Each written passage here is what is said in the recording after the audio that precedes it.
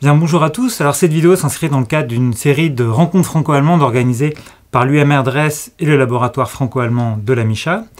Et aujourd'hui, nous recevons Judith Brockmann, professeure à l'Université de Cassel, et Nicolas Moisard, professeur à l'Université de Strasbourg. Nos invités vont nous parler de la directive 2023-970 du 10 mai 2023.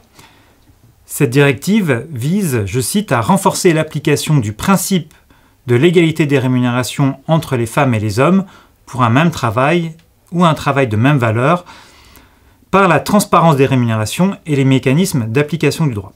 Alors Nicolas, cette directive est-elle la première adoptée par l'Union européenne en matière d'égalité de rémunération entre femmes et hommes? Nicolas, Judith, je vous laisse la place. L'égalité entre les femmes et les hommes au travail, l'égalité de rémunération, c'est depuis le traité de Rome. Il y a des directives qui ont été adoptées depuis les années 70 et avec une très importante en 2006. Donc la directive dont nous allons parler aujourd'hui n'est que la suite d'un ensemble d'actions. Judith, la directive 2023-970 sur la transparence salariale a été adoptée le 10 mai 2023. Est-elle déjà applicable dans les États membres? La réponse est oui et non. Elle est applicable dans la mesure où elle s'adresse aux États membres qui ont un délai de 3 ans pour transposer toutes les dispositions de la directive dans leur droit national, c'est-à-dire d'apporter des changements au droit national, aussi de mener des actions des partenaires sociaux dans les conventions collectives, par exemple, pour se conformer aux droits de l'Union européenne, mais elle n'a pas encore d'effet direct dans les relations de travail. Nicolas, en France, les entreprises doivent déjà réaliser un index de l'égalité professionnelle femmes-hommes.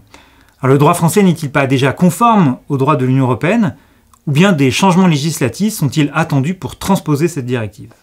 Tous les ans, les entreprises déclarent des points, des chiffres de plus en plus favorables sur cet index de l'égalité salariale. Or, l'inégalité salariale entre les femmes et les hommes au travail en France est toujours de 27%. On peut espérer de cette directive que les entreprises aient une véritable évaluation lorsqu'il y a un travail de valeur égale et donnent davantage d'informations aux salariés et à leurs représentants dans l'entreprise. Alors, nous venons voir la situation en France.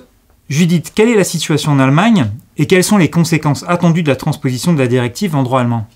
Alors en Allemagne, on a une loi sur la transparence salariale, une Entgelttransparenzgesetz depuis 2018. Donc on pourrait croire que tout était bien en Allemagne.